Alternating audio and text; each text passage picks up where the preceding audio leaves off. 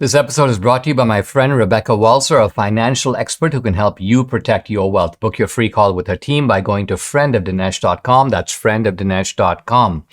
Coming up, I'll talk about what I think DeSantis' next move ought to be.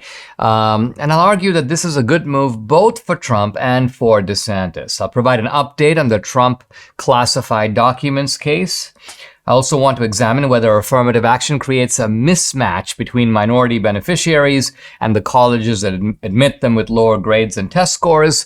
Dr. Ashley Lucas, founder of PhD Weight Loss, joins me. We're going to talk about her brand new podcast and explain how you can actually lose weight and don't have to join the fat affirmation movement. Hey, if you're watching on Rumble or listening on Apple, Google, or Spotify, please subscribe to the podcast. I'd appreciate it. This is the Dinesh D'Souza Show.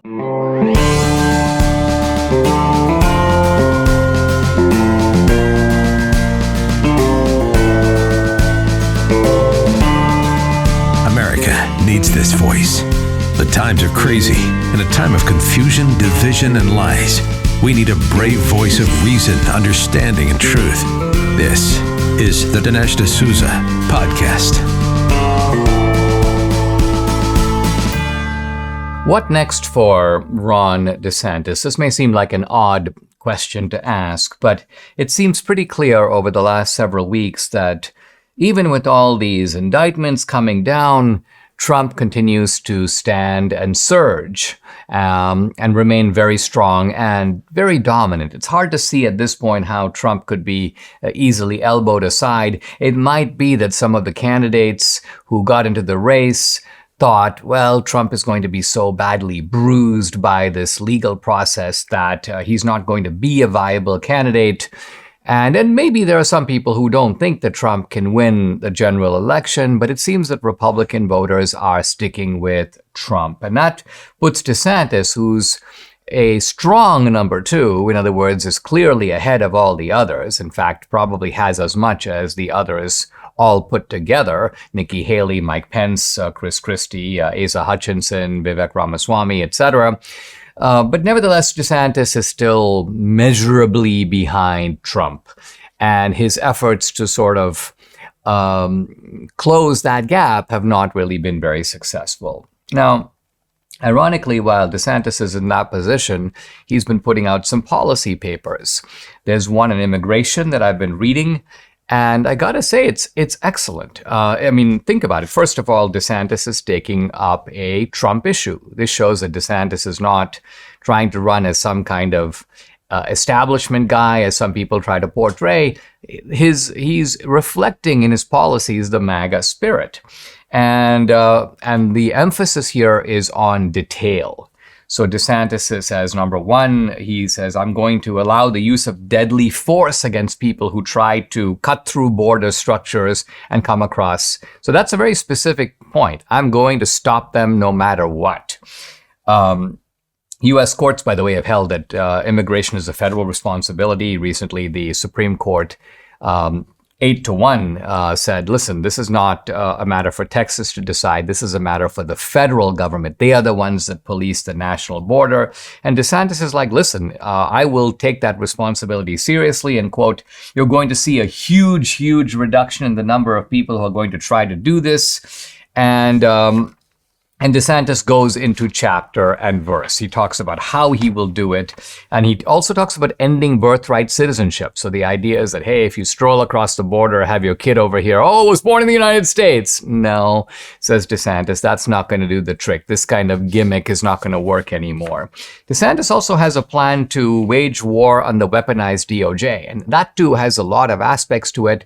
But again, concrete proposals, one of which, by the way, is to smash up the DOJ, including the FBI, and decentralize it. See, a lot of the problem with the FBI is that while the field offices are trying to do responsible work, they're being driven by a corrupt, ideologically motivated DC field office that kind of is the quarterback of the entire team. It's running the FBI from a centralized sort of node center. And DeSantis is like, down with the node center. We're going to basically send this spinning, and we're going to have an FBI that is local police officers doing their job with Washington, D.C. just being one among others. You got a Denver field office, you got a D.C. field office, you got a Boston field office, and so on.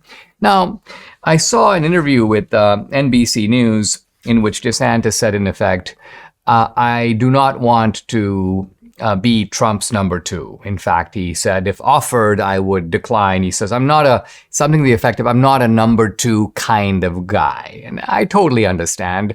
I mean, he's the chief executive officer of the state of Florida. So in that sense, he is the boss.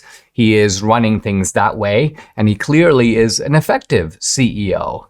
But the simple truth of it is when you go from being the boss of a medium-sized corporation, in this case, a corporation called the state of Florida, to wanting to be an official, the CEO of a very large company, in this case, the company called the United States of America, you have to realize that it may not happen in one step. Sometimes the CEO of a mid-sized company becomes the vice president of a big company before then becoming the president and CEO. And that's kind of the path I'm suggesting. I'm thinking out loud. I'm not advising Trump or DeSantis. I'm just thinking out loud and saying, it seems to me to make sense. Politically, tactically, as a way to save the country, as a way to defeat the Democrats. And I'm also recommending what I think is both in Trump and DeSantis' best interest. In other words, it's not in DeSantis' best interest to be defeated by Trump, to scowl on the sidelines, to become a kind of sniper at the Trump campaign, and then to sulk and wait for his chance the next time around. It seems to me much wiser and better for DeSantis to say, all right, listen, I don't want to be second fiddle, but I'm willing to be second fiddle as I await my chance, which is, after all, coming. DeSantis is the next generation. He's not even, in that sense, he's not even a peer of Trump's. This is Trump's last gasp. It's his last time around the block, and it seems pretty clear that the GOP base has decided he's our guy. And so part of democratic wisdom is recognizing, well, this is what the people are telling me, and while I want to be their leader, I have to listen to them as much as I want to be able to lead them. So my hope here is that there will be some sort of a treaty, a rapprochement, an agreement, a coming together, a unity ticket on the Republican side in which Trump and DeSantis find a way to put aside personal differences and combine forces. Mike Lindell invented MyPillow 20 years ago. He's now sold over 80 million MyPillows. Wow. And to celebrate their anniversary, Mike Lindell and the MyPillow employees want to thank each and every one of you by giving you the lowest price on his Giza Elegance MyPillows. You can get a queen-size Giza Elegance MyPillow for $19.98. Regular price, $69.98, and just $10 more for a king size. Go to MyPillow.com to get Mike's amazing offer on the Giza Elegance MyPillows, or call 800-876-0227 and use promo code Dinesh. The offer comes with a 10-year warranty, so you know it's going to last, and a 60-day money-back guarantee, so you have nothing to lose. It's time to start getting the quality sleep we not only want but need. Again, go to MyPillow.com or call 800-876-0227. Use promo code Dinesh to take advantage of Mike Lindell's special offer on his Giza Elegance MyPillow. That number again, 800-876-0227. Don't forget to use the promo code DINESH, Dinesh. Lawyers for Donald Trump have filed a motion with the judge. This is Judge Eileen Cannon in southern Florida, asking that the Trump trial, the Trump case in the classified documents matter, be moved to after the 2024 election. And the left, of course, is howling and going, this is horrible, that we can't let this happen, the judge should never agree to this. And Trump is just trying to set it up so that even if he is found guilty, if he wins the election, he's like, big deal, I can pardon myself. Or he has hand-picked officials in the Justice Department and so on who are now managing the case. So from the left's point of view, it is grossly unfair to allow Trump to push this trial back. The argument of the Trump lawyers is, hey, we're really getting into a serious election season. And what is an election if not partisan? It's divisive. You got rival candidates, and we're in the very odd position of one political party, the Democrats, who are in power and in charge of the executive branch, basically hauling the opposition candidate, Trump, into court and trying to get him on crimes and trying to lock him up and trying to prevent him in that sense from conducting his campaign and putting his case before the American people. So essentially Trump is saying that's undemocratic. And not only is it undemocratic, but it is also a threat to a free and fair trial. A trial is supposed to be a kind of dispassionate matter. It should be removed from the precincts of the vicissitudes of public opinion. You don't want howling ideologues in the jury. You want people to basically look at, here's a case, here's the law, here's what Trump did. Let's look at what other people also similarly situated did. And Trump is saying, where does the atmosphere realistically to have that kind of deliberation, that kind of assessment by a jury of my peers, where does that exist before the election? It really doesn't. So that's an important consideration before the judge. And she will have to make a ruling on this. By the way, the Justice Department and the Biden regime wants to have the trial later in the fall of this year. Now, there's a very interesting article by Alan Dershowitz, the famous lawyer, former Harvard Law School professor. And his point is that while Trump has been trying his best to get good attorneys, his job is made much more difficult by the fact that the left is intimidating attorneys who have anything to do with Trump. There's a group called the 65 Project, and its goal is to make complaints against Trump lawyers to the relevant state bars and try to have these lawyers sanctioned or disbarred or have their reputations or their careers ruined. And Alan Dershowitz goes, this is so bad that when Alan Dershowitz, offered to defend pro bono lawyers that the 65 Project goes after, the 65 Project began to go after him. And recently, says Dershowitz, he's been talking to some Florida lawyers. And Trump, of course, because the case is in Florida, needs to get Florida lawyers. It's simply a matter of a good practice to have lawyers in the state that you're litigating because they're more familiar with local practices. In some cases, they have familiarities with the judge. They know the attorneys on the other side. And so that it brings you some value that you wouldn't have if you just parachute somebody in from out of town.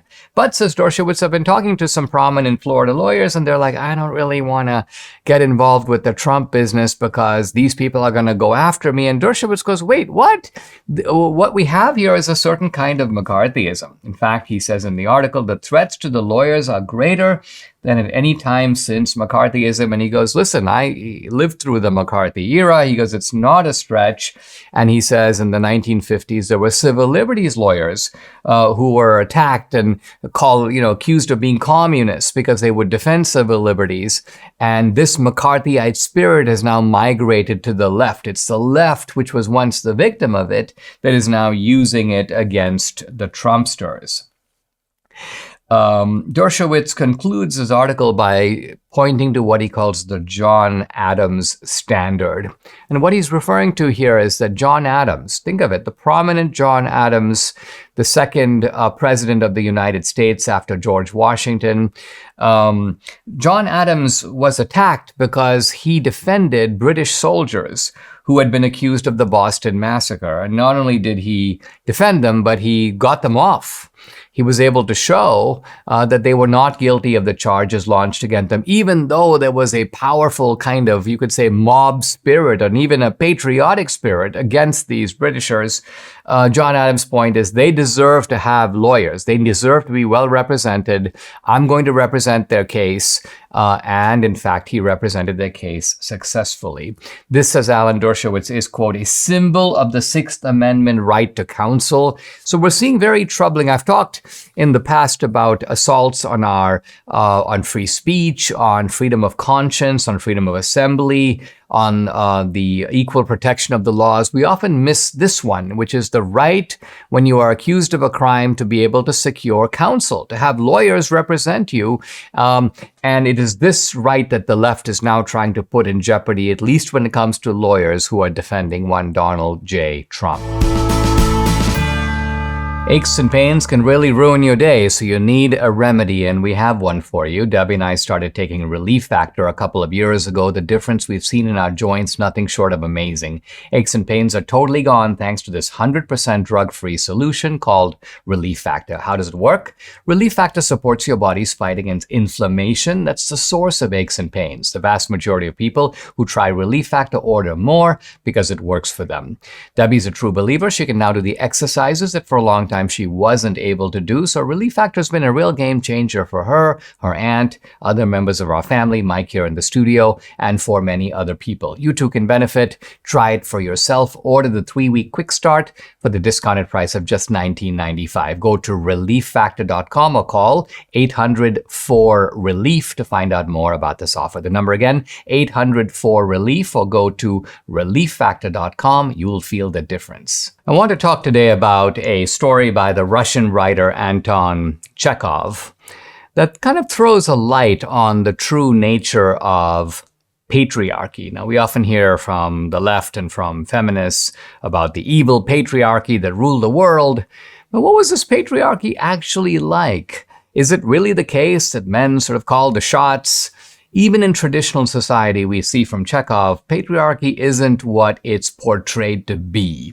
And we see this in a story that's called An Upheaval. Very simple title, which begins with a woman, a young girl named Mashenka. It says she's finished her studies at a boarding school, and she's now a governess in a sort of rich man's house. And she's coming home, and she finds the household is kind of in turmoil.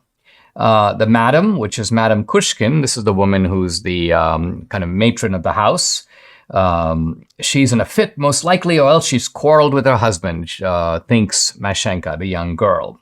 She finds that as she gets to the house, everything is sort of in chaos, and she sees the master of the house, a guy named Nikolai Sergeyevich, quote, a little man with a flabby face and a bald head.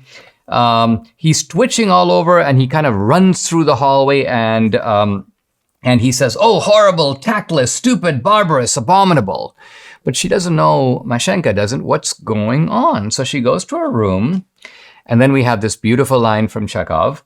And then for the first time in her life, it was her lot to experience in all its acuteness the feeling that is so familiar to persons in dependent positions who eat the bread of the rich and powerful and cannot speak their mind. Why? Because Mashenka sees that there's a kind of search going on in her room. There's the lady of the house, this woman named Fedosia, and she's this, Chekhov describes her as a stout, broad-shouldered, uncouth woman with thick black eyebrows, a faintly perceptible mustache, and red hands. And she is standing there, and she seems to be rummaging through something. And then when she sees the young girl, Mashenka, she's surprised, and she leaves the room. And then Mashenka goes, what was she doing? What was the mistress of the house doing? Turns out she was looking through Mashenka's work bag. And then Mashenka, who's a very kind of detailed type of person, looks around and sees that the drawers in her room have been pulled out a little bit. She sees that the money box in which she puts the few kopecks that she earns is open. They opened it and they didn't quite know how to shut it, so the money box is open. Her linen basket, she noticed, has been tampered with. The linen is folded, but it wasn't folded the way she folded it. So she's like, something is going on. So she asks a maidservant, hey, Lisa. She says, you don't know why they've been rummaging in my room? And Lisa goes, mistress lost a brooch worth 2,000. Yeah, but why are they rummaging in my room? And then the maid goes, in effect, because a brooch has been stolen and they're searching everybody, including me, including all the other staff.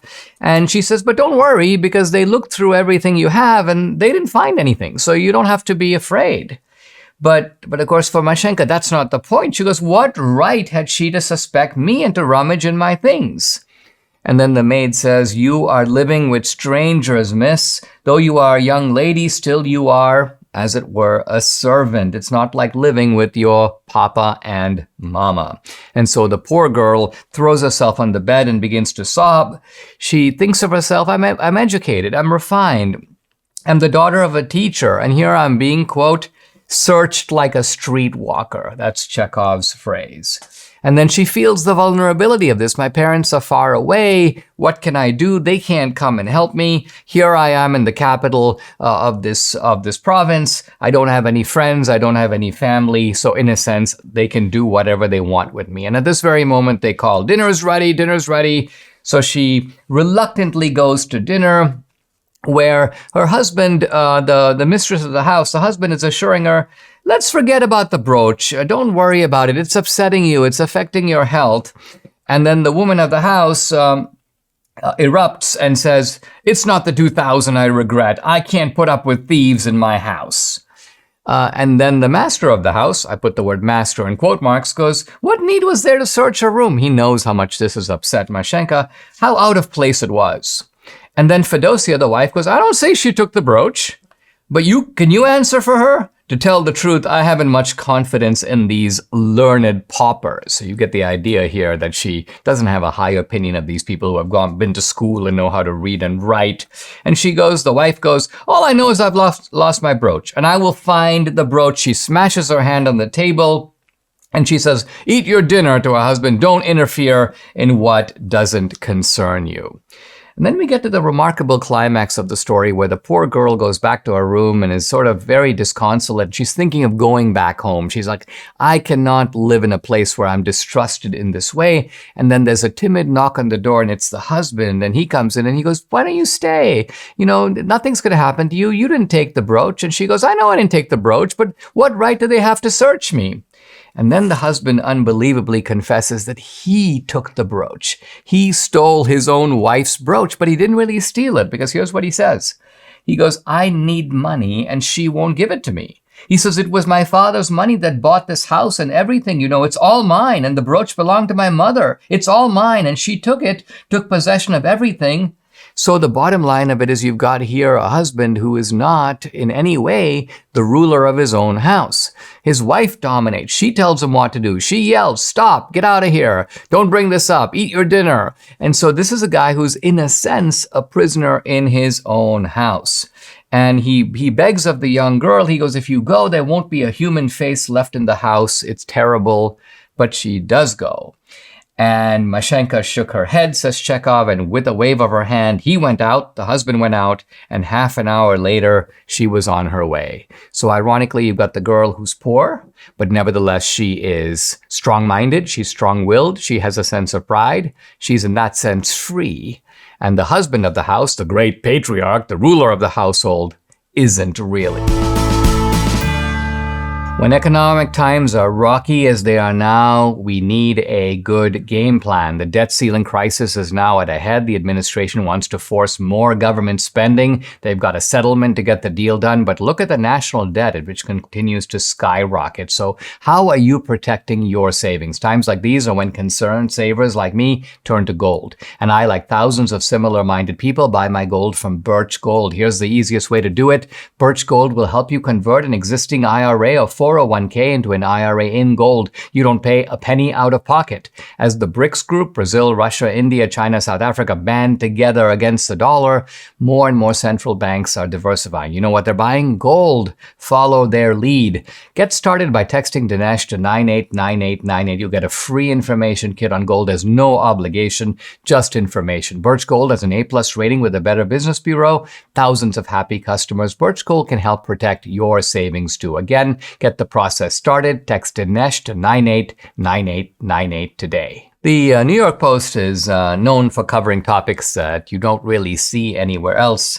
And I saw an article that made me look twice that is titled, Dinosaurs Coexisted with Human Ancestors, Paleobiologists Say.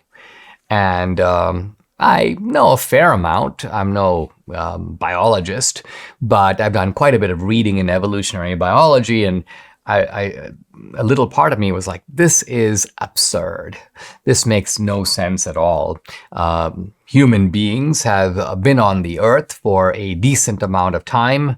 If you look at humans, including proto-humans and in the kind of caveman stage before really any recorded history and so on, you could say that human beings have been around for 100,000 years, something like that.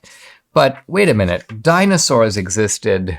Well, they existed hundreds of millions of years ago, but 66 million years ago, the dinosaurs went extinct. So what sense does it make to say that humans coexisted with dinosaurs? Well, when you read the article that the New York Post is referring to, it's an article in Current Biology. That's the name of the publication. It turns out that no, the authors are not saying, in fact, it makes no sense to say that you had humans in the sense that we recognize humans with 2 legs and 2 arms and human faculties and human moral sense and human survival capabilities. No, the humans in that sense were not around at the time of the dinosaurs. So what are we talking about?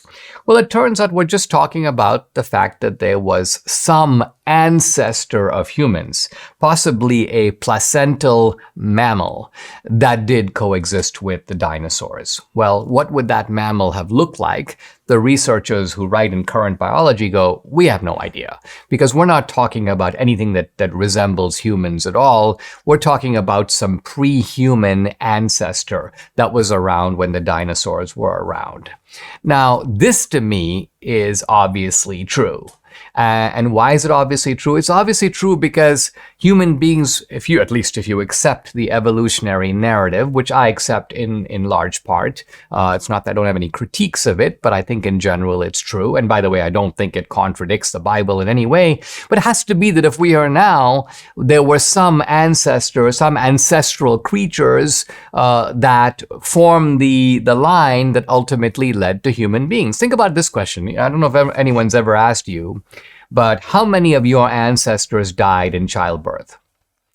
Well, it turns out, if you think about it, none. They couldn't have, because if any of your ancestors had died in childbirth, you wouldn't be here. Your ancestors had to have lived and had children in order for the ancestral line to be preserved. And by the same logic, if you believe that God created life at one time using the same materials, using the same, if you will, DNA, using the same code, using some of the same physical materials. If God did that, then it turns out that there would have to be some sort of ancestor that would later lead to humans that was around at the time of the dinosaurs. By the way, the dinosaurs were destroyed. Most people think because an asteroid or some sort of large object like that hit the Earth, producing a mass extinction, but not an extinction of all life, because there were small animals, which, by the way, were dominated by the dinosaurs in the beginning, but when the dinosaurs were all killed off, those smaller animals then flourished and multiplied, and of course there weren't dinosaurs around to eat them, and one of those turns out to be our human ancestor. Not a human being, but some kind of creature that may ultimately, through the great divinely ordained framework of time, lead to us. Debbie and I are eating better this year. We've lost a bunch of weight, but foods we can't seem to eat enough of, and it's a requirement, are veggies and fiber. Now, there's no better way to get all your fruits and veggies plus fiber than with Balance of Nature. This is Balance of Nature's Fiber and Spice. It's a proprietary blend of 12 spices for digestive health. The intense flavors and deep colors of spices are the most condensed whole food source of phytonutrition available. It's recommended to be paired with this, their star product, fruits and veggies in a capsule. So easy. Select the whole health system for the best price. Start your journey to better health right now. Take advantage of Balance of Nature's offer, $25 off plus free fiber and spice with your first preferred order of fruits and veggies when you use discount code AMERICA. The offer can end at any time, so act now. Call 800-246-8751. That's 800-246-8751, or go to balanceofnature.com. Use discount code AMERICA. Guys, I'm thrilled to welcome to the podcast Dr. Ashley Lucas. She's the founder of PhD Weight Loss, and you've heard me talk about PhD Weight Loss on the podcast. She holds a PhD in sports nutrition and chronic disease. She's also a registered dietitian. And she's a nationally renowned speaker and columnist who has now started a new podcast. It's called the Dr. Ashley Show podcast. The website, drashleyshow.com. And of course, PhD Weight Loss is myphdweightloss.com. Ashley, welcome to the podcast. Thanks for joining me. Debbie and I got to say, are really thrilled with PhD weight loss. We had gained a rather embarrassing amount of weight under COVID. It kind of crept up on us. In fact, since we look at each other every day, we didn't really fully notice the extent of the damage. And then when PhD came along, we were like, we got to do it. And between February and now, I've lost 25 or so pounds. Debbie, how much, honey? About 23 or 24 pounds. So we've both finally reached this place that you call maintenance. So I thought I'd start by asking you about these two phases of the program. The first one being losing weight, and the second one, which I think perhaps just as important, holding on to the weight that you, or staying with the weight that you've now achieved. Yeah, you're exactly right. I think maintenance is the most important part. It's where the work comes into play. Of course, we're helping and guiding you, but the first phase is to drop the weight. And so how we help folks do that, just like we did with you and Debbie, is we create a customized meal plan guiding you on exactly what, when, and how much to eat. So we take all the guesswork out of it. And we can help folks no matter what their schedule is. Like, you all travel a lot, you're very busy, and a lot of people are like that. And so having a specific meal plan that gives you those guidelines where you know what to do, you know how to dine out or take out, and then throughout that phase, having your weekly one-on-one coaching like you guys did with your coach, Rachel. And that's a huge component of success because it holds you accountable, but you also get to ask questions as you're going through. So you're learning exactly what you're doing and why you're eating that specific way. So we taught you guys a lot about nutrition, but unconventional, right? Not the normal stuff you've been taught, understanding that it's much more complicated than calories in and calories out and just eating everything in moderation. And so that's what we focus on during the weight loss phase. The maintenance phase, once we get your body where it needs to be and you've dropped all that belly fat, which we can talk about in a little bit if you want to, but maintenance is free for us. It's forever. We never abandon our clients because, like we just said, it's where the work is to be done. That's where you need the support and the accountability. So our maintenance clients do great in keeping the weight off, and they have unlimited support from us through texting or calls, whatever they really need. I remembered one of the early calls with Rachel, the nutritionist, that you mentioned. I was like, well, you've put out a lot of good ideas, and do I need to follow these like to the letter? And she's like, yes, you do. You need to take this like a doctor's prescription and just do what we say. And I think that's really what Debbie and I did. We just sort of, we said to ourselves, we're kind of in the canoe. We're now going to follow the rules. And we just saw the results very dramatic. Now, many Americans have been sort of at this weight loss thing for years, if not decades. And there's this kind of weary sense, I've tried this, I've tried that, it doesn't seem to work. I lose weight, I then gain it back. What would you say is the number one reason why so many people are frustrated in their, it's not they don't attempt to do it. They want to lose weight. It just doesn't work for them. Why is that? There's two reasons. One is that the method is just antiquated. It's all based on restricting calories and moving more, which is unsustainable, and the body is more complicated. That's why we really create a metabolic shift. That's what we did for you. We focused on some foods and we let go of some others for the time being, like your bananas that you love so much. But we did that because there are certain foods that drive specific hormones. And some of these hormones encourage hunger and cravings and inflammation and joint pain. And a lot of people eat these foods when they want to drop weight, and it's not conducive to the process. And so that's why it does take an outside perspective based on science to figure out what are those foods that might be termed healthy that we think are healthy, but really aren't, like the bananas, for example, for you. They just didn't work. And when we were reducing those or letting those go, you were seeing, 3 pounds of weight gone each week.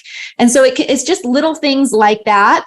So it really does come down to what you're eating and when, and really basing this off of science, not conventional wisdom. And then the second reason why people often drop weight only to put it back on is because they don't fully collapse the belly fat. So this belly fat, which we call visceral fat, is actually really active. We know these fat cells secrete hormones that make you hungry, that make you crave, that slow your metabolism and make you lazy. Like you actually are getting fat because you have this belly fat in there. And a lot of people just pick some kind of ambiguous number that they want to drop. Like they say, it'd be really great if I could drop 20 pounds, when really they have 50 pounds of belly fat in there that they need to get rid of. And if you think of this belly fat almost like a tumor, it acts the same way. It secretes hormones and it has one objective, and that objective is to get as fat as possible, as fastest as possible. Then it's like fighting against this tumor. And people will only drop a portion of the excess fat weight, and that's like shaving the top off of a weed and leaving the root. You know what's going to happen to a weed if the root is in there. It's going to grow back. And so a lot of people, if they only drop a portion of this excess fat weight, it comes back on. They're like at a 97% risk of gaining the weight, no matter what they've done and attempted to drop it in the first place. Let's take a pause. When we come back, more with Dr. Ashley Lucas, founder of PhD Weight Loss. It's myphdweightloss.com is the website. I'll be right back. Debbie and I made a New Year's resolution, let's lose some weight, and thankfully PhD Weight Loss came to our rescue. Debbie's lost 24 pounds, I've lost 27. We are now both officially on maintenance. The program is based on science and nutrition, no injections, no pills, no long hours in the gym, no severe calorie restriction, just good, sound, scientifically proven nutrition. It's so simple, they make it easy by providing 80% of your food at no additional cost. They tell you when and what to eat. And guess what? You can do this without ever being hungry. The founder, Dr. Ashley Lucas, hey, I'm talking to her right now, has her PhD in chronic disease and sports nutrition. She's a registered dietitian. She helps people lose weight and, most important, maintain that weight loss for life. So are you ready? If you want to take the step of losing weight like Debbie and I have, call PhD Weight Loss and Nutrition at 864-644-1900. You can also find them online at myphdweightloss.com. The number again to call, 864-644-1900. It's time. I'm back with Dr. Ashley Lucas, founder of PhD Weight Loss, and also now host of the Dr. Ashley Show podcast. The website is drashleyshow.com. Ashley, you were making an important and critical point about belly fat, because I remember I had gotten to 195 pounds and, was kind of afraid I was sliding toward 200. And so when we had our first calls, I was like, look, I'll be pretty happy with about 175, 176. That's kind of where I was in my early 40s and so on. And I think you told me that, it's not a matter of where you kind of feel like being, because you need to knock out the belly fat because it's going to make your job with maintenance a lot easier. And I'm now under 170, and I totally see the value of that. I think for me, perhaps the kind of the biggest eye opener of being part of the program is realizing the fallacy of low fat, because we have so much low fat stuff, low fat yogurt, low fat milk. And a lot of people feel, I'm eating low fat, why am I not losing weight? And I think part of what you've taught me, and Debbie, both of us, is that it's not really about the fat. The fat itself is not the problem. It's the carbs and it's the sugar. Yeah, that's right. So we think low fat, vegan, vegetarian, all of these things we've told we need to do to be healthy, when it's more difficult than that. There's all these this is just a quick example, but oat milk, for example, came out and we're like, oh my gosh, oat milk is the healthiest thing.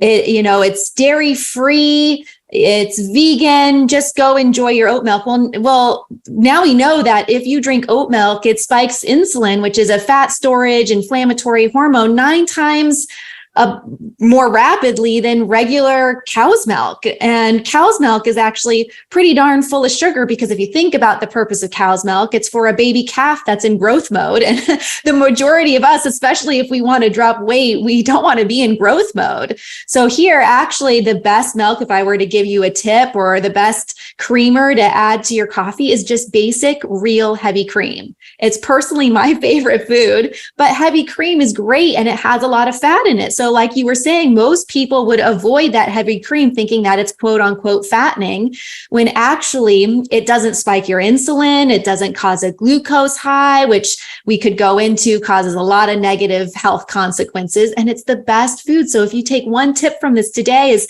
to try some delicious, real heavy cream and enjoy your coffee with it. Hey, Debbie wants to duck in and say hi because she's just so thrilled with how things have been going for her. I am. Hi, and I just Debbie. want to say thank you for giving me my life back, because I cannot believe that I'm able to wear some of the clothes that I haven't been able to wear in 10 years. And I really never thought that I would see this dramatic weight loss. And not only that, we were on vacation last week, and I actually lost a pound while I was on vacation. I love to hear that. So I just love you. Thank you so much. Well, actually, thanks, Debbie. I think the point here, and Debbie's like a good example of this, is that you talk about the fact that you are retraining your brain a little bit, that the brain is part of what plays a role in weight loss, because you just come to understand. I mean, in my case with bananas, for example, I would literally not hesitate to eat 3 or 4 a day. Right. And now I realize it's not that I can't have a banana. It's just that I've got to be more measured about it. If I have a banana on Monday, I may have the next one on Wednesday or Thursday, and I'm not going to eat 3 at a time. So my brain has adjusted to a sort of new reality, and I don't feel really deprived. In fact, I feel like I'm at a good weight and I'm much happier with it than I was before. So talk about the mental factor here. So much comes into the mental factor. 80% of it comes from the mind. And a few things there is, one, we in society think that eating healthy is boring, right? It's not very sexy. It's not satiating, and it's kind of linked to deprivation and restriction, like you said, when really eating unhealthy is the deprivation. That's where you're depriving yourself of what you want. You want for your life energy and vitality and a clear mind. You especially need to be able to think clearly and quickly on your feet. Like, you've got to have strong mental clarity and focus. So we need to change our mindset around what eating healthy means. Eating healthy is the reward. It's the reward that you get as a result of energy and vitality and a long life, and not having brain degeneration and needing to be on some experimental drug, because you don't think about what the food does later. You just think about the enjoyment of it now.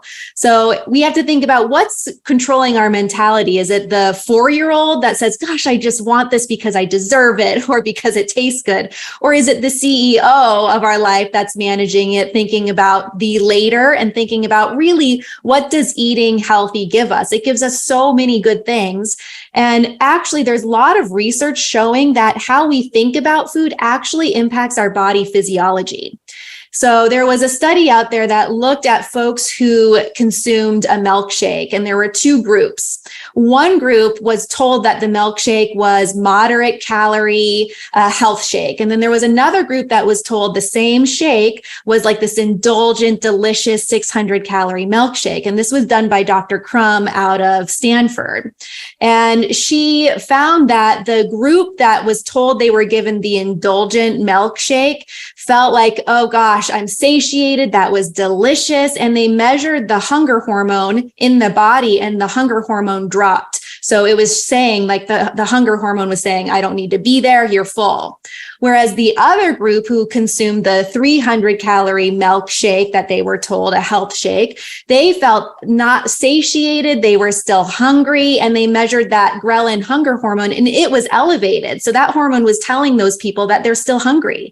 Meanwhile, everyone consumed a 300 calorie shake. Just one group was told it was 600 calories, and the other one was told it was a health shake.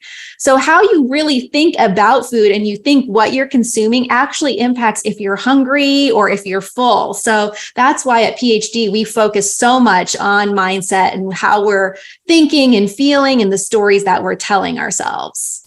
Hey guys, check out the Dr. Ashley Show podcast. drashleyshow.com is the website. If you want to sign up for PhD weight loss, if you need to lose weight and want to lose weight, this is the way to do it. myphdweightloss.com is the website. Ashley, always a pleasure. Great to have you on the podcast. Thank you so much for having me. And congratulations, you guys. I'm excited for you. Thank you.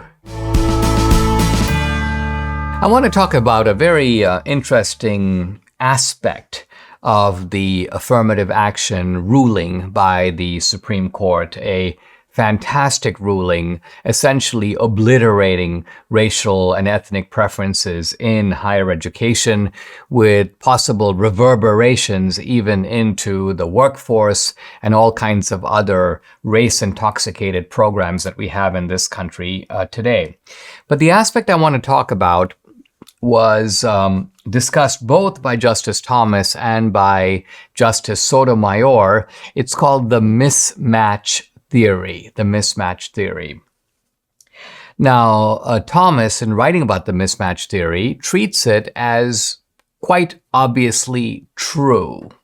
And Sotomayor, in talking about the mismatch theory, treats it as discredited, somehow debunked, to use the fashionable phrase. But I want to talk about what this mismatch theory is and whether Thomas is right or whether Sotomayor is right. So the mismatch theory says something like this. Let's assume that I am a young black student who has a B average in high school, and in the SAT, the Scholastic Assessment test, I'm in the 70th percentile. So I'm an above average student, but I'm not an outstanding student. I'm not a great student. And so I apply to a bunch of colleges. Now, normally, based upon my academic strength and academic preparation, I should get into a mid-level college where I would be competitively matched against my peers and I would do reasonably well. Why? Because I do have the academic preparation to be able to succeed at that level. But what happens is, because of affirmative action, you have a college like MIT or Caltech or Berkeley, which turns away some white or Asian American student that has vastly better grades and vastly better test scores, but because they want to meet a diversity roster, they want more black students, they go, let's take this guy. Yeah, he's not that good, but the point is they're taking somebody who is now competitively mismatched. And the point I want to stress is that we're not talking about a bad student. We're talking about an average student who, by and large, should go to an average school. But by going to a school like MIT or Caltech, it's almost like taking a ninth grader who's perfectly fine for the ninth grade, but then sticking him or her into the 12th grade, where suddenly you're up against students who are much stronger, who have learned more, who are at a much more advanced starting point. So what happens is you then realize your academic inferiority, you start feeling demoralized, you start doing poorly in class, not just because you're feeling bad, but because you don't actually have the preparation. You haven't taken the advanced algebra. You haven't taken introductory calculus. Your preparation is inadequate for the situation in which you find yourself. And so what happens? You do poorly, you drop out. If you're in law school, you fail the bar exam. This is the mismatch theory. So you can see it makes a certain kind of obvious sense. And it makes an obvious sense because affirmative action does not involve taking students who are slightly worse. Like you got two guys, hey, they're pretty much the same. One guy is just a nose ahead of the other guy. It's not like that. It's like taking somebody who is markedly behind cognitively, sometimes a year, 2 years, even 3 or 4 years behind academically, and sticking them with students who are much stronger than they are.